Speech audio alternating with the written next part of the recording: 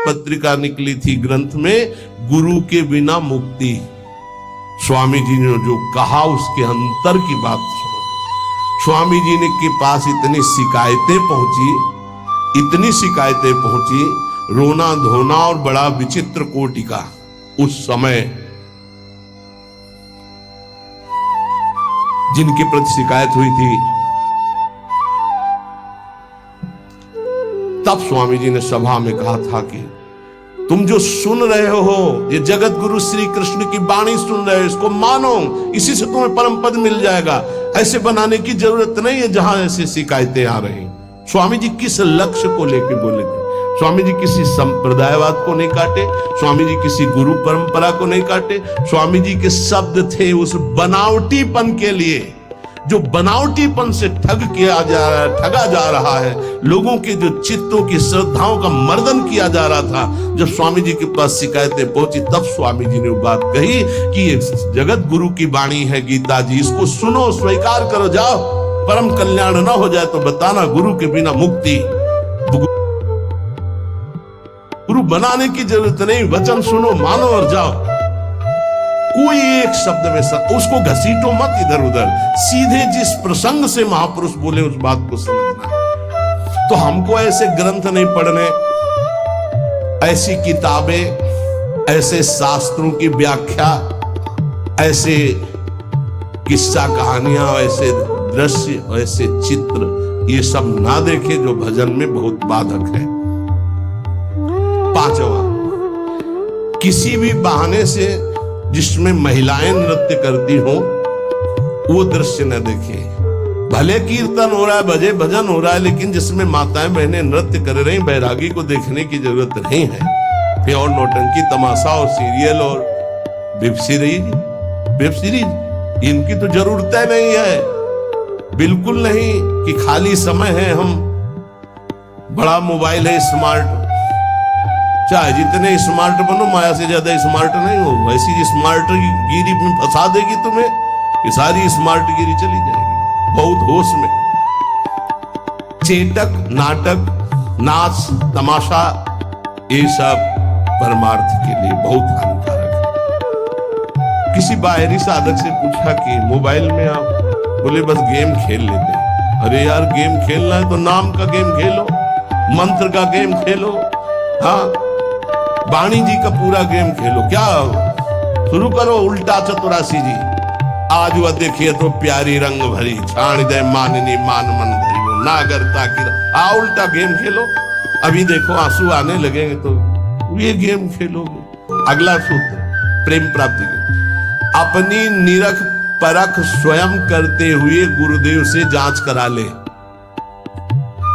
अपनी अंतर की वृत्तियों को देख ले, जहां को संशय लगे तो जांच करवा ले कि ये वृत्ति सही है या गलत। जैसे बाहरी लोग आके कराते हैं, अब सबे खड़े ना हो जाए वहां जाके कि एकांतिक तुम वहीं से होने लगे।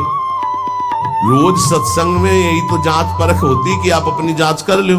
नहीं तो एक बार कहा कि अपनी दिनचर्या बना के आओ, तो इतने कागज आ गए, हम कब तक हम इनको देखेंगे। दिनचर्या जांच। इंद्रियों का जब विषयों के प्रति आक्रमण होता है, एक वेग होता है, एक आकर्षण होता है, एक ऐसा जिसे तुम रोक नहीं सकते, उस समय तुम्हें जरूर संत संग में हो जाना चाहिए। उस समय बुद्धि काम नहीं करेगी।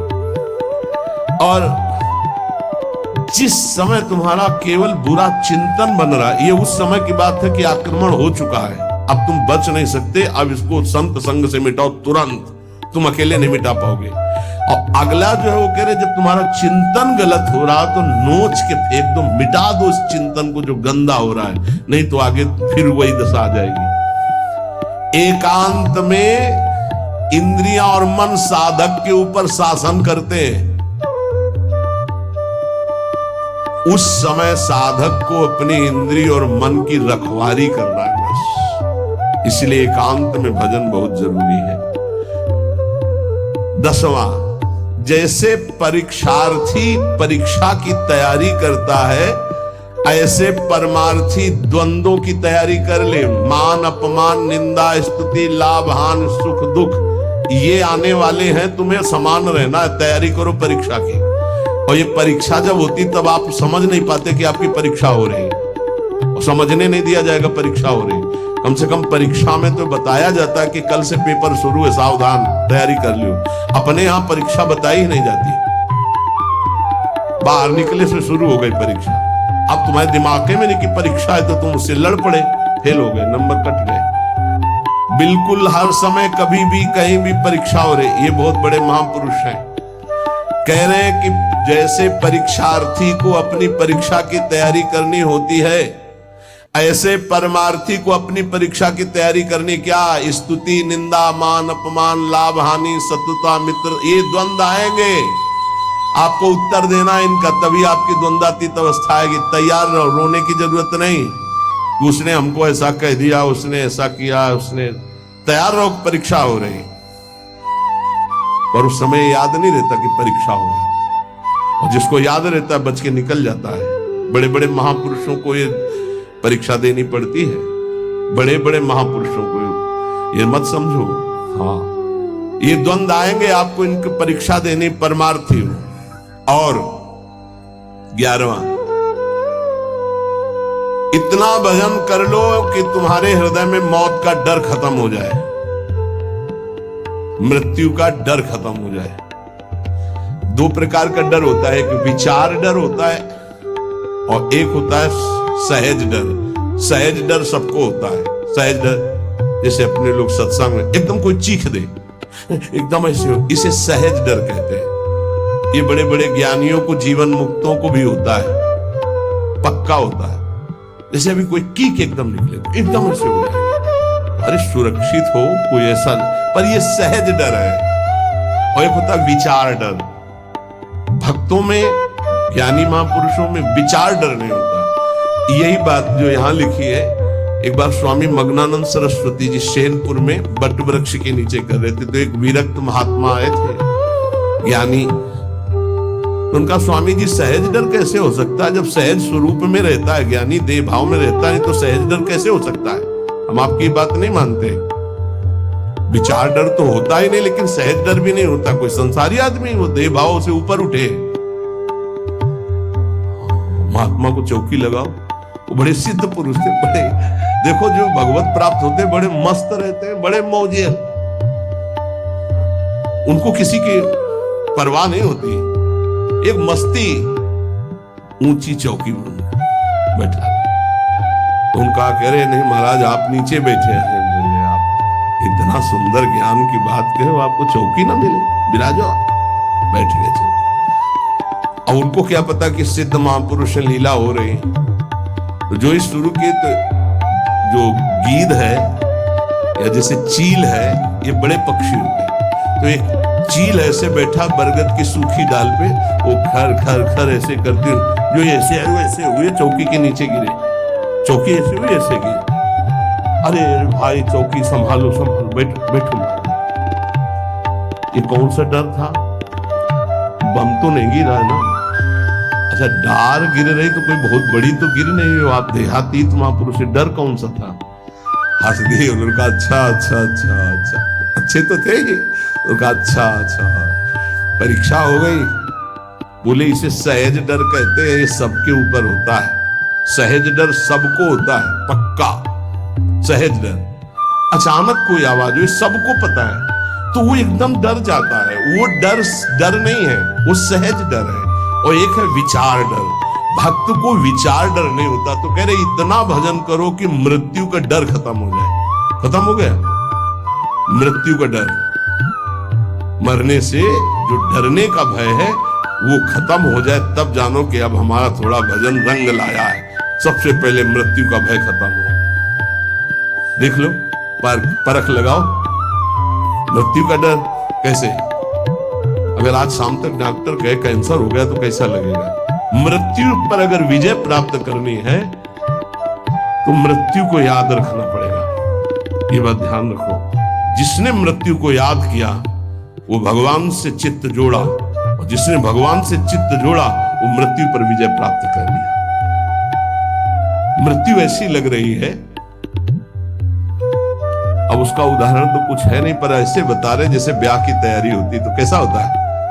हर दोस्त से हाथ मिलाता है, हंसता हुआ मत फूला घूम रहा है। क्यों? क्योंकि उसका ब्याह होगा। लौकिक उदाहरण परमार्थ में फिट ही नहीं होता, पर वो कुछ फूलन जिसे कहते हैं, उत्साह जिसे कहते हैं, वो ऐसा कुछ समझो जैसे माँ के इकलौते बेटे का ब्याह तय हो गया और बारात की व्यवस्था बिल्कुल फिट तैयारी हो रही। उससे देखो नई साड़ी पहने मार फूली फूली जो घूमती है, नहीं घूमती? इससे असंख्य गुना सुख उस उपासक को होता है जिसको मृत्यु का डर खत्म हो जाता है भजन से।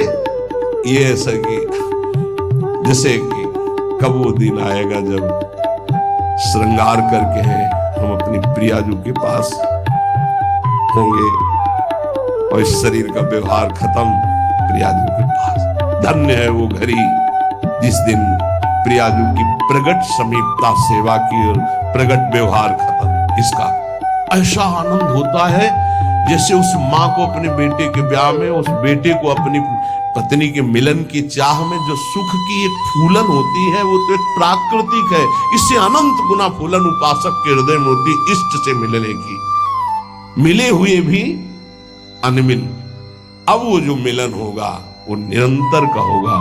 इसलिए कितना आनंद। थोड़ी देर सोचो, अभी बात आ जाए कि चलो भाई निकुंज चलो, कौन कौन तैयार होगा? अभी चलने के लिए तत्काल में तैयार वो है जिन्होंने सर्वस्व त्याग करके एकांत में रोया है प्रियाजू के लिए। वो कह देंगे अभी ले चलो इसी क्षण, क्योंकि उनके सिवा मेरा कोई है नहीं और मैं उन्हीं के लिए तड़प रहा हूं या तड़प रही हूं। ये है मृत्यु के डर पर विजय प्राप्त करना। नहीं तो सच्ची कहते हैं कि अगर अभी आ जाए भगवान की, देखो बाहर विमान राधा केली कुंज के बाहर, चलो बैठो पहले मरो फिर चलो, कौन कौन तैयार होगा? तो बहुत कम तैयार होंगे। असलियत में मृत्यु का डर खत्म हो जाए। देखो हाथ जिसने उठाया हिम्मत से उठाया है और देख लेना। अगर आप डरे तो कच्चे रहोगे, नहीं सच्चे हैं श्री जी के लिए। मुझे श्री जी चाहिए, ये शरीर तो छूटना ही आज नहीं तो कल छूटेगा प्यारे, श्री जी के लिए पक्का। और जिसने हाथ उठाया है वह हिम्मत रखना, चलोगे साथ ही। देखो एक प्रेमानंद ऐसे यहां सोफा में बैठा है और एक प्रेमानंद तुम्हारे दिमाग में बैठा है। देख लो, तुम्हारे दिमाग वाला प्रेमानंद तभी मुक्त होगा जब तुमको मुक्त कर देगा। ये बात पकड़ लेना। एक प्रेमानंद ये बैठा है जो तुमको सोफा में दिखाई दे रहा है, और एक प्रेमानंद तुम्हारे हृदय में, तुम्हारे दिमाग में बैठा है, जिसकी बात पर आप चल रहे हो। वो तभी मुक्त होगा जब तुमको मुक्त कर देगा। ये बात ध्यान रखना। सच्चा गुरु कभी अपने को मुक्त नहीं होने देगा जब तक तुम्हें मुक्त नहीं होने देगा। गुरु बंदी बन जाता है शिष्य के हृदय में, जब शिष्य को भगवत प्राप्ति करा देता है तब वो मुक्त होता है। ये गुरु बनना कोई खिलवाड़ नहीं है, गुरु प्रताप से गुरु का। ये जो तुम्हारे हृदय में प्रेमानंद बैठा है, देखो है कि नहीं, तुम्हारे दिमाग में जो है, तुम्हारे हृदय में, वो तुम्हें जीवन मुक्त करने के लिए बंदी बन गया तुम्हारे हृदय में। वो तभी मुक्त होगा जब तुम्हें मुक्त कर देगा। तो जितनी जल्दी तुम मुक्त होगे उतनी जल्दी वो मुक्त होगा। वो गुरु मोक्ष स्वीकार नहीं करता, पहले शिष्य का। कौन सा गुरु? ध्यान रखना, जो तुम्हारे हृदय में बैठा हुआ। ये हम जानते हो किसकी बात कर रहे हैं? श्री ज्ञानदेव जी की, श्री एकनाथ जी की। इन बड़े बड़े महापुरुषों के वचनों में जब स्वाध्याय पूर्व में किया था तभी पकड़ा था कि गुरुदेव शिष्य के हृदय में तब तक बंदी बन के रहते हैं जब तक उसका परम कल्याण नहीं कर देते। तो मृत्यु का डर खत्म हो गया है तो जान लो कि अब हम निकुंज में इतना भी डर नहीं है, इतना कि अब शरीर छूटेगा। शरीर का डर नहीं, डर एक है हमारे अंदर। वो हमने फिर बताया था कि कभी कोई ऐसी बात ना हो कि धाम से बाहर हो जाऊं या प्यारी जी को भूल जाऊं। बस यही एक डर है और कोई डर नहीं है। और इसी डर के लिए आचार्य और गुरु से भीख मांगते रहते हैं, याचना करते रहते हैं। हम सब जिस समय संध्या आरती होती है तो एक दोहारे कहते हैं, बिसरी हो ना बिसारी हो, यही दान मुहि देहु। श्री हरिवंश के लाडिले, मोहि अपनी करिले। कभी मैं आपको भूलूं नहीं और आप भी कभी कभी याद कर लें कि मेरी दासी है, मेरा निज जन है, बस यही। अपने लोग संध्या आरती में रोज प्रार्थना करते हैं, बिशरी हो ना बिशारी हो, यही नाम। पहला, निरंतर नाम जप, प्रभु से प्रार्थना करना कि किसी के प्रति हमारा दोष दर्शन न हो। दूसरा, अपने गुरु प्रदत्त नित्य दिनचर्या को यथावत करना, आलस्य प्रमाद न करना। तीसरा, कुसंग से दूर रहना। चौथा, बुरी किताबें, किस्सा, कहानियां या ऐसी टीकाएं न पढ़ना जो हमारे अंदर भ्रम पैदा कर दे। पांचवा, नाच तमाशा, चेटक, नाटक, चित्र और ऐसे दृश्य, ऐसे सीरीज आदि न देखे जिससे हमारा मन विषयों में चला जाए। छठवां, अपनी निरख परख करके गुरुदेव से अपनी जांच कराते रहना। सातवां, इंद्रियों को जब देखे कि ये बुरे आक्रमण में बिल्कुल अब फंसा ही देंगी तो तत्काल किसी संत का आश्रय ले, तुरंत, क्योंकि उस समय तुम्हारा विचार तुम पर हावी है। अब कोई महापुरुष ही तुम्हें बचा सकता। उस समय जैसे आप संत के संग में नहीं हो तो आप सत्संग शुरू कर दो और बड़े ध्यान से सुनने लगो तो शायद आपकी बुद्धि बच जाए। नहीं, कोई सत्संगी हो तो उसके समीप चले जाओ और उससे वार्ता करने लगो। तो आपका मन बंटना चाहिए, उस समय एकांत नहीं होना चाहिए। आठवां, जब बुरा चिंतन उठे, इसमें जो शब्द है उसे नोच कर निकाल के फेंक दो, उसका अस्तित्व ही मत रखो। नवा, एकांत में विशेष मनो इंद्रियां हावी होती हैं, इसलिए साधक को एकांत में बहुत सावधानी पूर्वक भगवत चिंतन करना चाहिए। दसवां, जैसे विद्यार्थी की परीक्षा की तैयारी होती है, ऐसे परमार्थी को अपने हर समय ध्यान रखना कि तुम्हारी कभी भी परीक्षा हो सकती है और हमको उत्तीर्ण होना। जब उत्तीर्ण होगे तो भक्ति की भूमिकाएं या ज्ञान की भूमिकाएं जागृत होने